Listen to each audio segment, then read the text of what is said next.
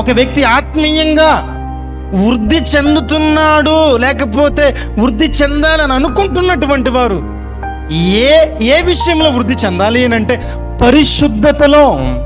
ఒక మాట ఉండేది కదా, పరిశుద్ధత లేకుండా ఎవరు కూడా ప్రభువారిని చూడగలుగుతారా? మన ఆశ ఏంది ప్రభువారిని చూడాలని, కానీ పరిశుద్ధతకు చాలా లీస్ట్ ప్రయారిటీ ఇస్తారు. చాలా లీస్ట్ ప్రయారిటీ సంఘాలలో చాలా లీస్ట్ ప్రయారిటీ. ఆత్మీయంగా అభివృద్ధి చెందాలని రిక్వెస్ట్ ఇచ్చినటువంటి వారు కూడా లీస్ట్ ప్రయారిటీ ఇస్తారు దానికి. నాకు అది బాధ. మనం చేసేటువంటి క్రియల్లో పరిశుద్ధత ఉన్నదా లేదా, నేను మాట్లాడేటువంటి మాటలలో పరిశుద్ధత ఉన్నదా లేదా, మన తలంపులు, మనం చేసేటువంటి క్రియలు ఒకవేళ ఎదుటి వ్యక్తిని పాపమునకు ప్రోత్సహిస్తున్నామేమో.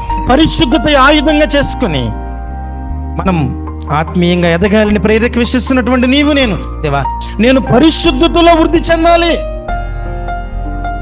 నేను పరిశుద్ధతలో వృద్ధి చెందినట్లుగా దేవుని సన్నిధిలో మనం సహాయాన్ని దేవుని కోరాలి.